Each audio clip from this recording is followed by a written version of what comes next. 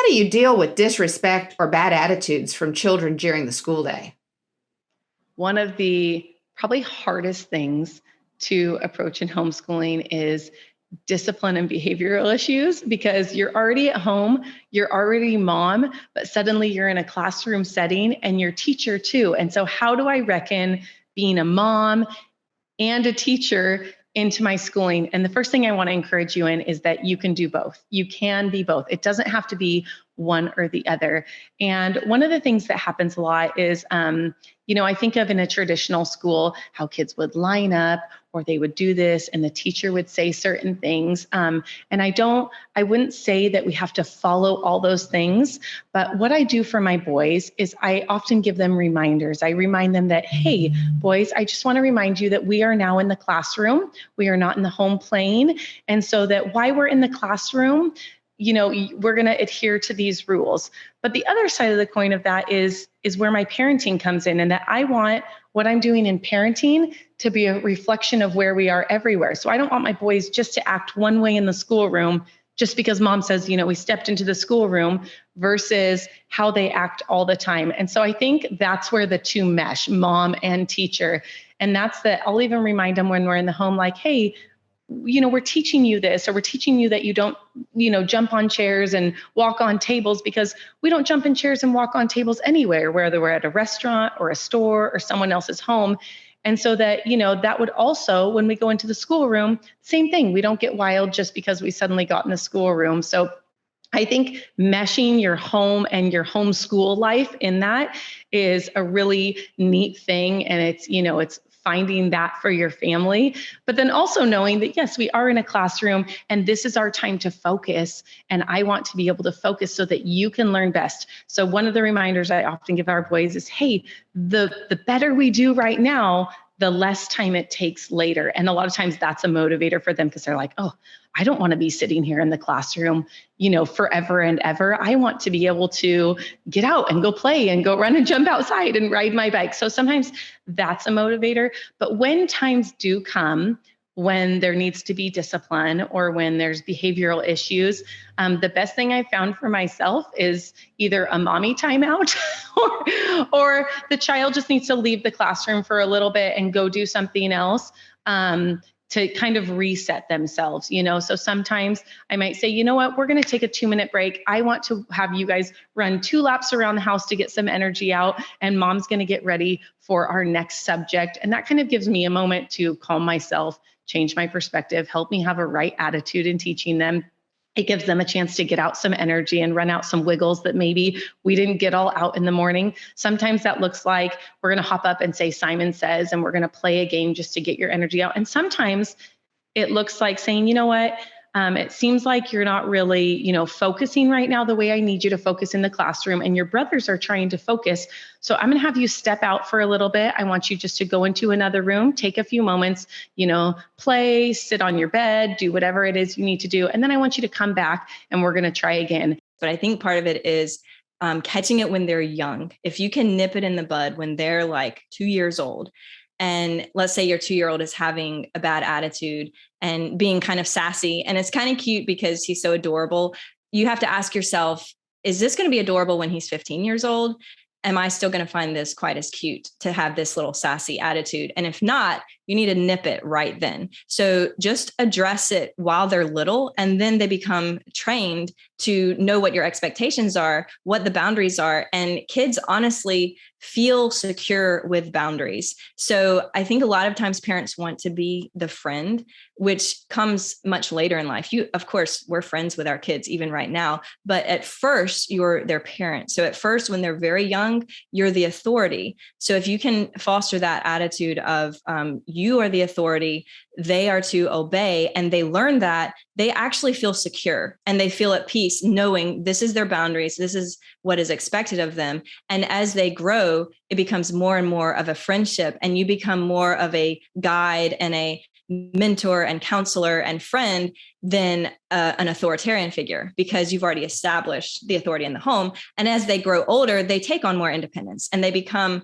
more their own person. So it gradually shifts, but it shouldn't be shifting at the age of 3. It should be shifting, as they become teenagers. So if you see a problem, address it right away. And if your kids are older, let's say you've let bad attitudes go on for years and it's bothering you more now because they're older and their attitudes are bigger and worse, then it's never too late to go back and address it and say, look, I'm sorry that I feel like I have parented poorly in this area. I've let you get away with too much and, allowed certain attitudes to persist that are not good for our family dynamic and also not good for you, for your own heart. So you're digging into, what's going on in your heart that's causing you to have an attitude towards me because I'm your mom or your dad and we love you. So getting to the heart of it. And also at the end of the day, remembering that one of the biggest reasons you're homeschooling is to build relationships with your kids. That's one of your biggest motivations, why you brought them out of the school system, so that you could teach them what you value and also so that you could spend time together as a family and build that relationship. So at the end of the day, your relationship with your child is more important than the checklist or the worksheet, or you have to get this done because I signed you up for this class, so you better finish this. There is definitely a time and a place for all of that. But if you're having constant bad attitudes and you're dealing with anger or anxiety or dread every morning when you wake up, or if they're dealing with anger and frustration, then step back and reevaluate. It's almost like if you were going through your house and decluttering, you would go one room at a time and you would ask yourself, do I need this in my room? Do I want to keep this, or is this junk? Same thing with your school day. Emotionally, you can go through step by step the flow of your day. Do I need this in my day? Do I need this routine? Do I need this particular curriculum? Do I need to allow this extracurricular activity, whatever it is that may be triggering attitudes or emotional meltdowns? If they're young, it might be something as simple as they need a nap or they need a snack. If they're older, it's usually more complicated, but you go step by step, examine the triggers, and then ask yourself, do I really need this particular thing in my life? Or is there a better way that we can address this? And the biggest thing I would say is don't neglect to address it. If there is a problem, whether they are 3 years old or 18 years old, it's in their best interest to address disrespect because that's going to be harmful for them in life, in their relationships at work or with their family and their marriage. So it's out of love that you draw those lines and that you deal with attitudes. It's not out of, sinfulness on your part, unless you're doing it in a sinful way. So try to get to the root of the problem in every situation and try to get to their heart and share your heart with them, because they will probably appreciate hearing mom say, look, I'm sorry, I messed up here. This has been a weakness of mine. I want you to forgive me for my parenting in this area. And I'm going to commit to improving, and I'm going to be holding you more accountable in your disrespectful attitudes, and do it in love. And it might be the start of a really great relationship growth in that area.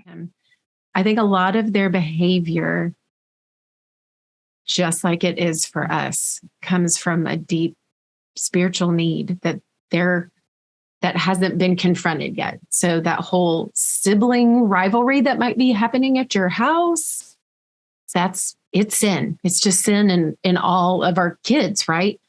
We're all selfish. I mean, and if we're honest in our marriage, it comes from selfishness and pride. So I think it's one thing that as Christians, because Apologia is a very, they are out there saying it's all about Christ. And that's what I love about them. And there's many great homeschooling resources out there to help. I think the first place to start is why? Why are those behaviors coming out, and how can you address them from the root? And then I think you've got to come up with some practical ways to help your child see it. Let them know that you're praying for them, and let them pray with you. We pray in our car. It's a great place. They can't go anywhere, right? But biblical training and helping them examine through the power of the Holy Spirit and letting them know that you're praying for them and that they would see that they've treated their sibling wrong. And we still address those things. There's still the tension. I still have to take my 9-year-old and come in front of our 16-year-old and say, hey, I'm not going to fix this between you two, but you are brothers. And Christ says to love one another. Christ says to love one another well. And I want you to take 10 minutes in your rooms and think and reflect on why this happened and where is your selfishness in this part. And before you speak a word to each other, I want you to go spend some time in prayer. We have those conversations with our kids and we just stop. And my youngest one will lose his cool, and he and I have to do the breathing and hugging. And then we speak, because I will speak in anger if I don't do that. We all will. It's built in. We didn't have to learn how to sin, and neither did our kids. So I think we all have to take a step back and examine what's making the household run. Even sit at dinner and go, oh, guys, I could tell Dad had a really hard day today. So before he comes down, just take a few minutes while you're helping me set up the kitchen or cook. Like, how could we help him tonight?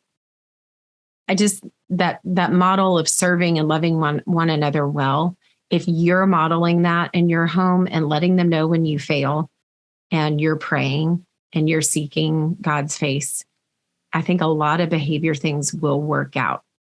Well, I know that they will, but it's a long haul. I think we have to remember that we didn't, I don't just go, I just don't want to be controlling anymore.